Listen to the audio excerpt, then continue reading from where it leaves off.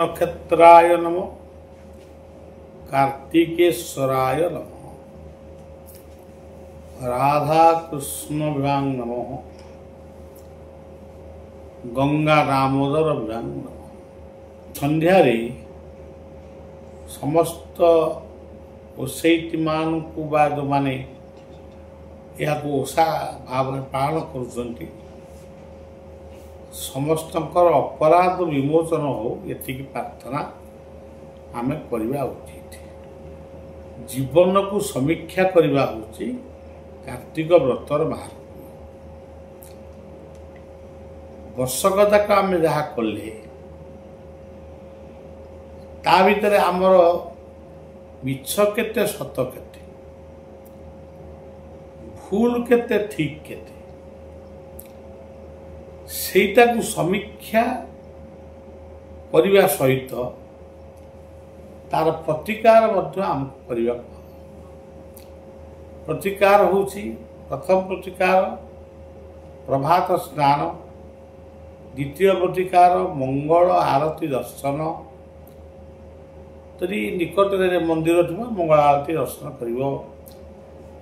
तृतीय प्रतिकार होची आमिषादि खाद्य वर्जन, हविषान्न भक्षण कले बहुत भल।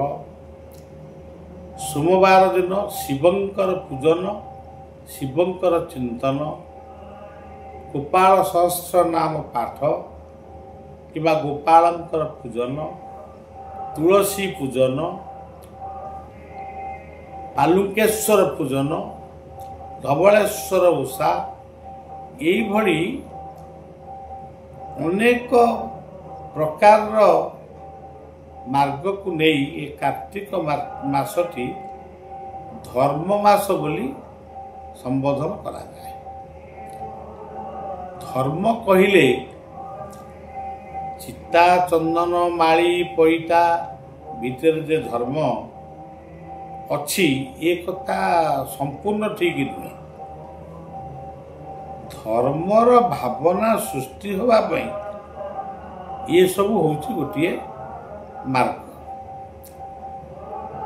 भोक करुची रास्ता रे जाउछ, दुकान टीए पइला जलखिया दुकान टीए, तमे जलखिया दुकान रो बेंच रे बसिल, बसिबा पर भाबिल मु कोन खाइबी, तापर खाइल।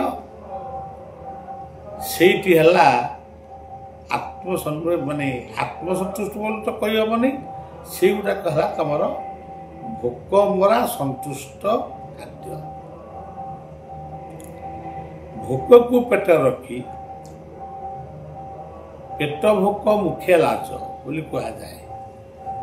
भोकटा जेमती थिला सेमती अच्छी, भोकर परिमाण कमु नहीं, खाद्यर परिमाण भी कमु नहीं, किंतु आमे भोक नाम विभिन्न प्रकार खाद्यपेय आमे खाऊचु एवं निजक आमे शुद्ध बोली प्रचार करुचु। प्रकृत में शुद्धता जोटी सिद्धि होउची सेठी। मनुष्य जीवन भूल करिव नाही ये कथा सत्य नुहे। समस्त जीवन रे मध्य भूल किछि ना किछि रहिबो। ए भूल को संशोधन आमे गीता पढ़िबा, भागवत पठन करिबा, भगवान का नाम को कीर्तन करिबा, ये सब होती यार प्रकृत मार्ग। किछि नहले भी जपटिए करिबा, ओम क्लीं कृष्णाय गोविंदाय गोपीजन वल्लभाय स्वाहा। हरे कृष्ण कृष्ण कृष्ण हरे हरे, हरे राम राम राम हरे हरे। गुरु गोविंदंकर स्मरण कले एवं तुलसी वृक्ष लगेब, तुलसी मूल रे पानी दब, तुलसी गछ को जेते बंचेब, आप मानकर पुण्य निश्चित भाव। आपण कहे मु किसी दान करी ଦାନ କରିବା ମଧ୍ୟ ପୁଣ୍ୟ, କାହାର ସେବା କରିବି ସେ ମଧ୍ୟ ପୁଣ୍ୟ, କ୍ଷତ ବିକ୍ଷତ ମଣିଷକୁ ସେବା କରିବି, ଯତ୍ନ ନେବି ସେ ମଧ୍ୟ ପୁଣ୍ୟ। ସେଇଭଳି ପୁଣ୍ୟ ଠାରୁ ସବୁଠାରୁ ଶ୍ରେଷ୍ଠ ପୁଣ୍ୟ ହେଉଛି ବୃକ୍ଷଟିଏ ଲଗେଇବା ବଞ୍ଚେଇବା, ଇଏ ହେଉଛି ସବୁଠାରୁ ଶ୍ରେଷ୍ଠ ପୁଣ୍ୟ। ତୁଳସୀ ଗଛକୁ ଯେଉଁମାନେ ଲଗାନ୍ତି ବଞ୍ଚାନ୍ତି ସେମାନେ ଗୋଟିଏ ଔଷଧ ଗଛ ସୃଷ୍ଟି କରନ୍ତି, ସେମାନେ ଅନ୍ୟକୁ ଔଷଧ ଦାନ କରନ୍ତି। ତେଣୁ ଏଇସବୁ ହେଉଛି କଥା। ତୁଳସୀକୁ ସତୀ ବୋଲି କୁହାଯାଇଛି କାର୍ତ୍ତିକ ପୁରାଣରେ, କାର୍ତ୍ତିକ ମାହାତ୍ମ୍ୟ ବା ପୁରାଣରେ ଆପଣମାନେ ପଢ଼ିଲେ ଜାଣିବେ। ତୁଳସୀ ଯେପର୍ଯ୍ୟନ୍ତ ନିଜର ସତୀତ୍ୱକୁ ଲୁଣ୍ଠନ କରି ମାନେ ଜଳନ୍ଧର ରାକ୍ଷସ ଯେପର୍ଯ୍ୟନ୍ତ ତାଙ୍କ ସତୀତ୍ୱକୁ ନଷ୍ଟ କରିନାହିଁ ସେ ପର୍ଯ୍ୟନ୍ତ ଜଳନ୍ଧର ମରିନାହାନ୍ତି। ତେଣୁ ଯେତେବେଳେ ଜଳନ୍ଧର ମରିଛି ତାପରେ ଭଗବାନ କୃଷ୍ଣ ତୁଳସୀକୁ ଗ୍ରହଣ କରିଛନ୍ତି। ସେଇଦିନ ଠାରୁ ଆଜି ପର୍ଯ୍ୟନ୍ତ ପ୍ରଥମେ ସକାଳୁ କାର୍ତ୍ତିକ ମାସରେ ତୁଳସୀ ପୂଜନ। ତେଣୁ ଆଜି ହେଉଛି ଦ୍ୱିତୀୟ ସନ୍ଧ୍ୟା, କାର୍ତ୍ତିକ ମାସର ଦ୍ୱିତୀୟ ସନ୍ଧ୍ୟା। କାଲି ଥିଲା ପ୍ରଥମ ସନ୍ଧ୍ୟା, ଆଜି ହେଉଛି ଦ୍ୱିତୀୟ ସନ୍ଧ୍ୟା। ପୂର୍ବ ଦିନ ଥିଲା ମାନେ ଆଶ୍ୱିନ କୁମାର ପୂର୍ଣ୍ଣମୀ ତ୍ରେତୟା ଯୁଗର ଜନ୍ମୋତ୍ସବ। ତେଣୁ ଆମମାନଙ୍କ ଜୀବନ ପାଇଁ ଏ କାର୍ତ୍ତିକ ମାସର ପ୍ରତିଟି ସନ୍ଧ୍ୟା ଆମ ପାଇଁ ମନୋରମ ଏବଂ ପବିତ୍ର। ଆତ୍ମସମୀକ୍ଷା କରନ୍ତୁ, ଆତ୍ମଗ୍ଲାନିକୁ ମନ୍ତ୍ର ରୂପକ ଗଙ୍ଗାରେ ଧୌତ କରନ୍ତୁ, ମନ୍ତ୍ର କିଛି ଜପ କରନ୍ତୁ, ତା ସହିତ କର୍ମ କରନ୍ତୁ, ଗଛ ଲଗାନ୍ତୁ। ଏତିକି ବ୍ରହ୍ମା ଯାହାଙ୍କ ପାଇଁ ଆମ ଦେହ ନିର୍ମାଣ ହେଇପାରିଛି। ଗୁରୁ ବିଷ୍ଣୁ, ବିଷ୍ଣୁ କିଏ? ଧରନ୍ତୁ ଆମର ସବୁ ପଣ୍ଡିତ ଆଜିକାଲି ତ ବହୁତ ଆମ ସନାତନ ଧର୍ମରେ ବହୁ ପ୍ରକାର ପଣ୍ଡିତ, ସିଏ କ୍ଷୀରାବ୍ଦି ସମୁଦ୍ରରେ ସପ୍ତଫେଣି ନାଗ ଉପରେ ବିଷ୍ଣୁ ଶୟନ କରିଛନ୍ତି, ସେଇ ହେଉଛନ୍ତି ଗୁରୁ ବିଷ୍ଣୁ। ଆଉ କିଏ କହିବ? ଉଗ୍ରବୀର ମହାବିଷ୍ଣୁ ଜ୍ୱଳନ୍ତମ ସର୍ବତୋମୁଖମ। ତେଣୁ ଏ ହେଉଛନ୍ତି ମହାବିଷ୍ଣୁଙ୍କର ଅବତାର। ସେ କଥା ସବୁ ଆମେ ଜାଣିଛୁ, ତାକୁ ଆମେ ମାନୁଛୁ, ସେ କଥାରେ କିଛି ଆମର ଦ୍ୱିମତ ନାହିଁ। କିନ୍ତୁ ଏ ସୃଷ୍ଟିକି ପ୍ରକୃତରେ କିଏ ପାଳନ କରୁଛନ୍ତି? ସେଇ ହେଉଛନ୍ତି ବିଷ୍ଣୁ। ସିଏ ହେଉଛନ୍ତି ସୂର୍ଯ୍ୟ। ସୂର୍ଯ୍ୟଙ୍କ ବିନା ପୃଥିବୀର ବି ସ୍ଥିତି ନାହିଁ। ଯେଉଁ ଧର୍ମାବଲମ୍ବୀ ମାନେ ଚନ୍ଦ୍ରଙ୍କୁ ମାନୁଛନ୍ତି ସେ ସେଇ ସୂର୍ଯ୍ୟଙ୍କର ରଶ୍ମି। ଆଉ କିଛି ଧର୍ମାବଲମ୍ବୀ ଅଛନ୍ତି ତାରାକୁ ମାନୁଛନ୍ତି, ସେ ବି ସେଇ ସୂର୍ଯ୍ୟଙ୍କର ରଶ୍ମି। ତେଣୁ ଗୁରୁ ବ୍ରହ୍ମା, ଗୁରୁ ବିଷ୍ଣୁ, ଏ ବିଷ୍ଣୁ ହେଉଛନ୍ତି ସୂର୍ଯ୍ୟ। ବିଷ୍ଣୁଙ୍କ କାମ କ'ଣ? ନା ସେ ସୃଷ୍ଟିକି ପାଳନ କରନ୍ତି। ଆମେ କ'ଣ ତାଙ୍କୁ ଅଫିସ ଦେଖିଛୁ ନା କେଉଁଠି ତାଙ୍କର କିଏ କେଉଁଠି ପାଳନ କରୁଛନ୍ତି କେମିତି ତାକୁ ଆମେ ଦେଖିଛୁ। କିନ୍ତୁ ପ୍ରକୃତରେ ଆମକୁ କିଏ ପାଳନ କରୁଛି? ସେ ହେଉଛି ପ୍ରକୃତି। ପ୍ରକୃତି ମାନେ ଗ୍ରୀଷ୍ମ, ବର୍ଷା, ଶରତ, हेमंत शीत बसंत यही ऋतु रे यही फल हम सबुकरू आउ गोटे ऋतु आउ गोटे कौन हम सी आमको पालन कर प्रकृति रूपिणी विष्णु जदियो प्रकृतिटा हूँ माने स्त्रीलिंग किंतु प्रकृति आ पुरुष ये दुईटी अर्थ जदि आसे ताकू आमे परमात्मा और जोगमाया बोली कहू किंतु आमे समस्ते प्रकृति द्वारा परिचालित आमे खाऊचु पिंधुचु कथा कहूचु कौन सब करूचु सब गुड़िक से प्रकृति उपरे प्रकृति पुरुषों उपरे निर्भर करे। गुरुदेव महेश्वर महेश्वर कहले शिव जो माने आम जीवन पाई महिया महीयसी सी महियान महीयसी कहले जड़े शिक्षक शिक्षयित्री शिक्षादाता शिक्षादात्री ठारू आरंभ करी सैनिक पर्यंत जो माने आमको रक्षा करुचंती डॉक्टर फार्मर जहाँ आमे चारि महाशक्ति फार्मर टीचर डॉक्टर एवं प्रोटेक्टर बा सोल्जर बोली आमे कहूँ ये समस्ते होउचंती महेश्वर ये पृथ्वी की केते अजଣା रोग आसुची आमे समस्ते प्रार्थना करूँ समस्त घरे कौनसी गुरुंकर प्रार्थना रही फोटो रही फोटो चित्र रही किए शिव मंदिर को जाऊँगी किए मस्जिद की जाऊँगी किए चर्च को जाऊँ किंतु गोटाए रोग आसला से रोगटा दूरीभूत है गोटे औषध से औषध को किए उद्भावन कला जड़े कही रिसर्च पर्सन बा वैज्ञानिक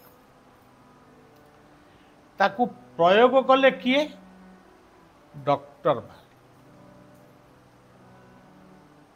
एवं मेडिसिन द्वारा कि इंजेक्शन द्वारा आमे भल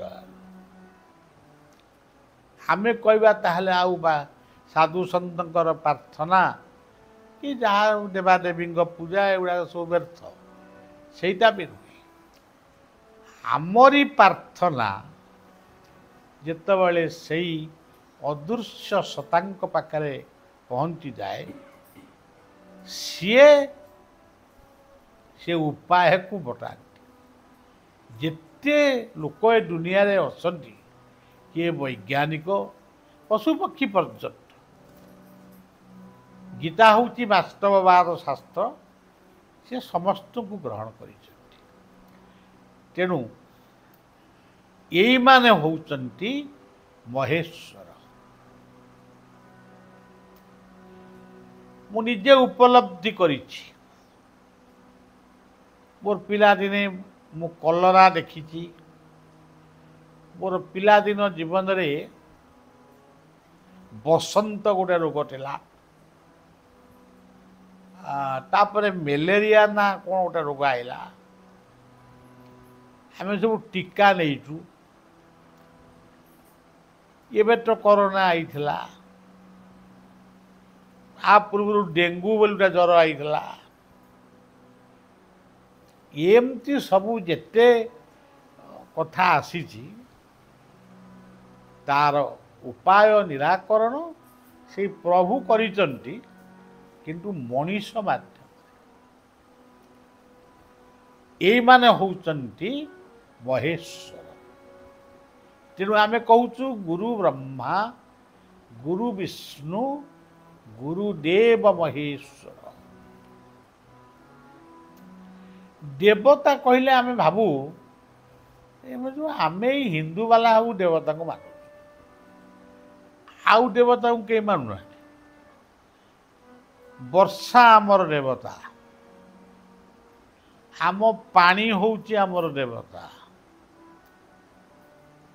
ଆମ ଭାତ ଚାଉଳ ଧାନ ଇଏ ଦେବତା, ଇଏ ମହାଲକ୍ଷ୍ମୀ ରୂପିଣୀ। ଆମ ଭିତରେ ଯେଉଁ ବିଦ୍ୟା ବୁଦ୍ଧି ରହିଛି ଇଏ ହେଉଛନ୍ତି ଦେବତା। ଆମେ ୟାଙ୍କୁ ଗଣେଶ କହୁଛୁ କି ସରସ୍ୱତୀ କହୁଛୁ। ଆମ ଦେବତା ହେଉଛନ୍ତି ସମୁଦ୍ର। ସମୁଦ୍ର ବିନା ପୃଥିବୀ ରହିବ? ସମୁଦ୍ରରେ ଯେତେବେଳେ ସୁନାମି ଆସିବ ପୃଥିବୀ ବୁଡ଼ିଯିବ। ଆମ ଦେବତା ହେଉଛନ୍ତି ସମୁଦ୍ର,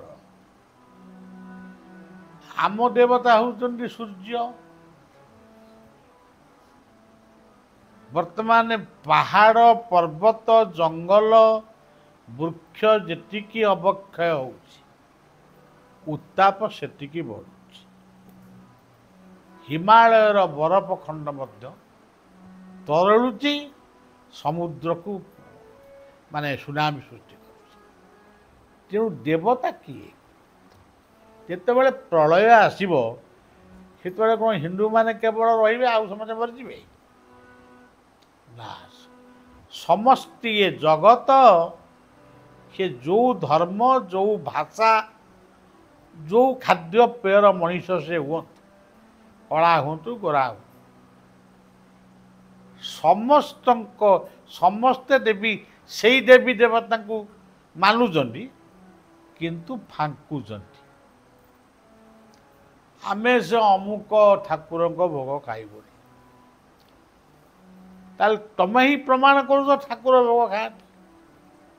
କାଲି ବାଲେଶ୍ୱରରେ ବି କହୁଥିଲି, ଯଦି ତମେ ଠାକୁରଙ୍କ ଉଚ୍ଚିଷ୍ଟ ଖାଇବା ପାଇଁ ମନା କଲ ତାହେଲେ ତମେ ପ୍ରମାଣ କରିଦେଲ ଠାକୁର ଗୋଟେ କିଏ ଅଛି, ସେ ନୁଚି ନୁଚିକି ସେ ଭୋଗ ଖାଉଛି। ଆଉ ଯଦି କହୁଛ ଠାକୁର କେହି ନାହାନ୍ତି, ଆଉ ତାହେଲେ କେହି ନାହାନ୍ତି ନା ଭାତ ଡାଲି ତରକାରୀ ବୋଲି ଭାବି ଖାଉନା। ଏଠି କ୍ଷୀର କଦଳୀ ଚକଟା ହେଇ ଗୋଟେ ଭର୍ଷଣ ମୋ ପାଟିରେ ଟିକେ ଦେଲେ, ମୁଁ ଯଦି କହିବି ନା ମୁଁ ସେ ପଥର ମୂର୍ତ୍ତି ପାଖରେ ଆକୁ ଭୋଗ କରୁଛ ମୁଁ ଖାଇବିନି। ନ ଖା, କାହିଁ ଖାଇବନି? ଆମେ ପଥର ମୂର୍ତ୍ତି ପାଖରେ ଥୋଇଥିଲୁ ପାଣିଟା ବୁଲେଇଯାଉ। ସେ ପଥର ମୂର୍ତ୍ତି ଭିତରେ ଗୋଟେ କେଉଁ ଦିବ୍ୟ ଶକ୍ତି ତାକୁ ପାଉଛି, ଗ୍ରହଣ କରୁଛି। ଆମରି ପ୍ରଶ୍ନ ଆମରି ପାଖରେ ତାର ଉତ୍ତର। ଆଉ ଯଦି କେହି ନାହାନ୍ତି ତେଣୁ ଏଇଟା ପଥର କହୁ, ଆଉ କେହି ତ ନାହିଁ, ଦୁଧ କଦଳୀ ବୋଲି ଭାବିକିରି ଖାଉନା, ଭଲ ପ୍ରୋଟିନ୍ ଜାତୀୟ ଖାଦ୍ୟକୁ କାହିଁ ଜାଣୁଛୁ? ତେଣୁ ସମସ୍ତଙ୍କର ଗୋଟିଏ ଧର୍ମ, ଧର୍ମ ନାମ ସନାତନ।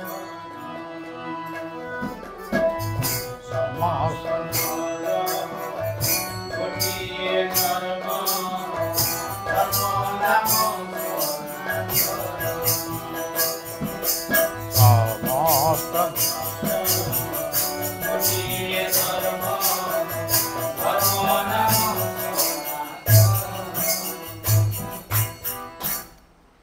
ସନାତନ କହିଲେ ଶୂନ୍ୟ, ସ କହିଲେ ସତ୍ୟ, ନା କହିଲେ ନାମ ବ୍ରହ୍ମ, ଟ କହିଲେ ତତ୍ତ୍ୱ, ନ କହିଲେ ନମ୍ରତା। ତୁମେ ଯଦି କହିବ ଆମେ ସନାତନ ଧର୍ମ ମାନିବୁ, ତମେ ଅହଙ୍କାରୀ, ତମ ଭିତରେ ନମ୍ରତା ନାହିଁ। ତତ୍ତ୍ୱ, ଆପଣ କହିବେ ସେ ତତ୍ତ୍ୱ କ'ଣ? ଏକାକ୍ଷର ସେ ଅଣାକ୍ଷର, ଇଏ କି ତତ୍ତ୍ୱ? ଆକୁ ଗୋଟେ କ'ଣ ଆମେ ଇଏ କହିବୁ? ଏ ହିନ୍ଦୁ ବାବାଜୀ ମାନେ ଆକୁ ସବୁ କରିଛନ୍ତି।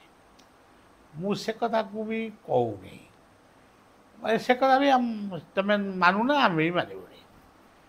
କିନ୍ତୁ ପ୍ରତ୍ୟେକ ଜିନିଷର ତତ୍ତ୍ୱ, ଏଠି ମୁଁ ଗୋଟେ ଚେୟାରରେ ବଇଛି, କ'ଣ ତତ୍ତ୍ୱ?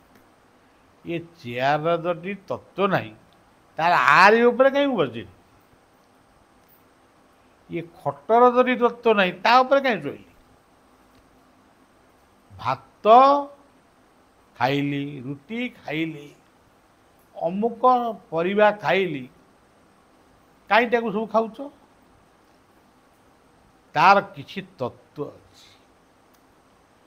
ସେ ତତ୍ତ୍ୱ ହେଉଛି ତାର ଶକ୍ତି। ଏମିତି ଗୋଟିଏ ପଦାର୍ଥର ନାଁ ଆପଣମାନେ ମନେ ପକାଇକି କହିବେ ଯେଉଁ ପଦାର୍ଥର ତତ୍ତ୍ୱ ନାହିଁ। ଲୁହା, ସୁନା, ରୂପା, ପଥର, କାଠ, ପାଷାଣ ଯାହା ଆପଣ କହୁଛନ୍ତି, କାହାର ତତ୍ତ୍ୱ ନାହିଁ। କିଏ ତାକୁ ମାନୁନି, କିଏ ଗୋଟା ମୂର୍ତ୍ତି ଫୂର୍ତ୍ତି କରି ମାନୁନି। ତେଣୁ କେମିତି ଆମ ଭାଗବତ କହିଲେ, ପଢ଼ ମୁଁ ତ ତଣ୍ଟି କଣ ହେଉଛି, କାଷ୍ଠ ପାସ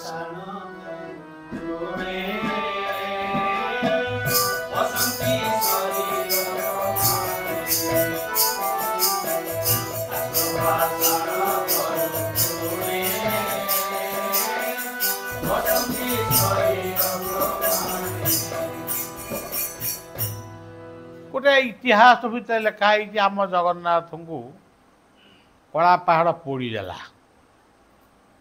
ଆଉ ଭଲ ଗଲା ପୋଡ଼ିଦେଲା ଆଉ କ'ଣ?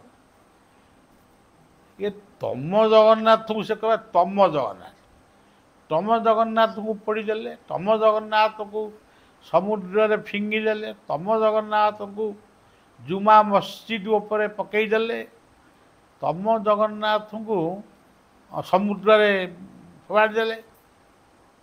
ଏସବୁ ତମ ଆମର ତମର ନୁହଁ। ତେଣୁ ସଜ୍ଜନ, ଆମେ ପ୍ରକୃତରେ ତା ତତ୍ତ୍ୱଟାକୁ ବୁଝିନୁ। ବଳିଆ ମରିଯିବ, ରହିବ ଆତ୍ମା। ଇଏ ଦୁନିଆରେ ସମସ୍ତେ ଚାଲିଯିବେ, ସମସ୍ତଙ୍କ ଦେହର ପରିବର୍ତ୍ତନ ହେବ, ଆତ୍ମା କିନ୍ତୁ ମରେ ନା। ଜଗନ୍ନାଥଙ୍କର ସେ ତ ନିଜେ ହେଉଛନ୍ତି ନିଆଁ, ସେ ନିଜେ ହେଉଛନ୍ତି ଜଳ, ସେ ନିଜେ ପବନ, ନିଜେ ମାଟି।